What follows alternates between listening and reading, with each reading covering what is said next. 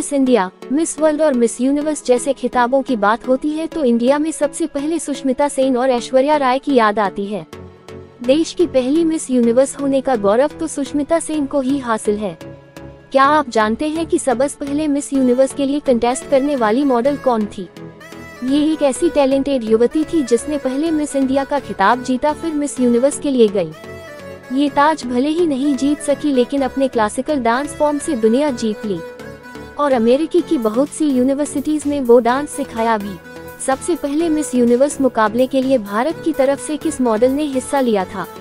अगर नहीं जानते तो हम बताते हैं कि ये मिस यूनिवर्स क्यों थी खास। इंद्रानी रहमान की खास बात ये थी कि उस दौरान जब महिलाओं को ज्यादा आजादी नहीं दी जाती थी तब उन्होंने समाज के नियमों के आगे झुकने से मना कर दिया था। इंद्रानी रहमान एक लाजवाब क्लासिकल डांसर भी थी। वो 4 तरह के नृत्य में निपुण थी, जिसमें भरतनाट्यम, कुचिपुड़ी, कथकली और ओडिसी शामिल था। इंद्रानी ने ओडिसी नृत्य सीखा और ओडिसी डांसर के रूप में दुनिया भर में अपनी पहचान बनाई।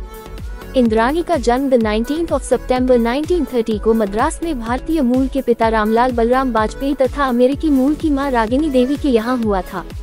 उनके पिता जाने-माने औषधि विशेषज्ञ थे। वे इंडो अमेरिकन लीग के अध्यक्ष भी रहे। उनकी मां एक लोकप्रिय और प्रतिष्ठित कथकली नृत्यांगना थी। इंद्रानी ने 9 वर्ष की आयु में नृत्य की शिक्षा लेनी शुरू की और अपनी मां की कंपनी के साथ यूरोप और अमेरिका की कई यात्राएं की। 1940 के दशक में उन्होंने भरतनाट्यम नृत्य सीखा और कई विदेश दौरे किए। 1947 में एक ख्यातिप्राप्त कला समीक्षक डॉक्टर चार्ल्स फेबरी के प्रोत्साहन पर उन्होंने कुचिपुड़ी नृत्य सीखा। वे एशिया सोसाइटी टूर का हिस्सा बनने वाली पहली नृत्यांगना थी। भारतीय शास्त्रीय नृत्य की वैश्विक प्रसिद्धि में इंद्रानी रहमान का बड़ा योगदान है। नृत्य शिक्षण प्रशिक्षण के लिए हार्वर्ड सहित कई अमेरिकी विश्वविद्यालयों से भी वे जुड़ी। उन्हें जवाहरलाल नेहरू के अमेरिकी दौरे के दौरान तत्कालीन अमेरिकी राष्ट्रपति जॉन एफ कैनेडी के सामने नृत्य प्रस्तुत करने का गरिमामय अवसर मिला। इसके अलावा उन्होंने महारानी Elizabeth, Fidel Castro, Nikita Khrushchev के सामने भी अपनी कला का प्रदर्शन कर खूब वाहवाही लूटी।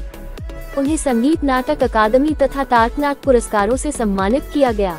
1969 में इंद्रानी को पद्मश्री से नवाजा गया। इंद्रानी की प्रसिद्धि का एक पक्ष और भी है। दुनिया की पहली मिस यूनिवर्स सौंदर्य प्रतियोगिता 1952 में कैलिफोर्निया में हुई थी। इसमें इंद्रानी ने भारत का प्रतिनिधित्व किया था।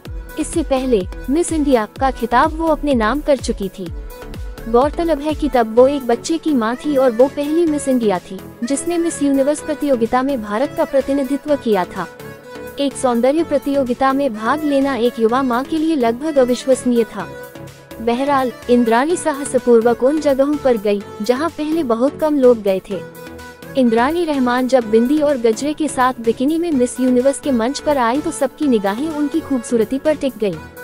हालांकि वो ये प्रतियोगिता नहीं जीत पाईं, पर भारतीय सौंदर्य के पारंपरिक उजास को बगैर डनवाए जिस तरह इंद्रानी ने दुनिया के आगे खुद को पेश किया, उसकी चर्चा आज भी होती है।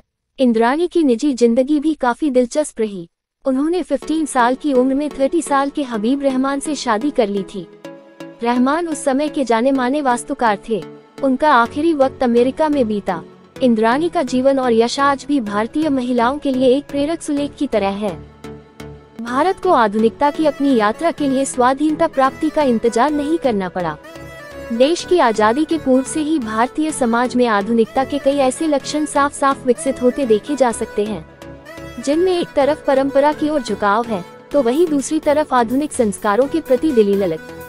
खासतौर पर महिलाओं के मामले में परंपरा और आधुनिकता की यह साझी यात्रा जिस तरह एक समन्वय को साधते हुए भारत में आगे बढ़ी, वह दिलचस्प है। ये दिलचस्पी तब और बढ़ जाती है जब हम कई मौजूदा आधुनिक मूल्यों और प्रचलनों के भारतीय आगाज और उससे जुड़ी शख्सियतों के बारे में जानने समझने बैठते हैं। इंद्रानी रहमान ऐसी ही एक शख्सियत है। शास्त्रीय नृत्य से लेकर आधुनिक सौंदर्य प्रतियोगिता तक की कामयाबी और प्रसिद्धि के अपने चमकदार सफर में इंद्रानी ने खासतौर पर 20वीं सदी के उत्तरार्ध की आधुनिक भारतीय महिला को नई धज और पहचान के साथ दुनिया के सामने पेश किया। साल 1981 में नृत्य के क्षेत्र में उनकी स्थायी योगदान के लिए संगीत नाटक अकादमी पुरस्कार मिला। साल 1976 में इंद्रानी न्यूयॉर्क के प्रतिष्ठित Lincoln centre for the performing arts में जुलियार्ड स्कूल के नृत्य प्रभाग की संकाय सदस्य बनी।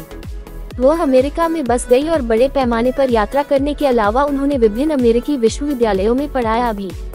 इंद्राणी रहमान का 5 फरवरी 1999 को न्यूयॉर्क में 68 वर्ष की आयु में निधन हो गया।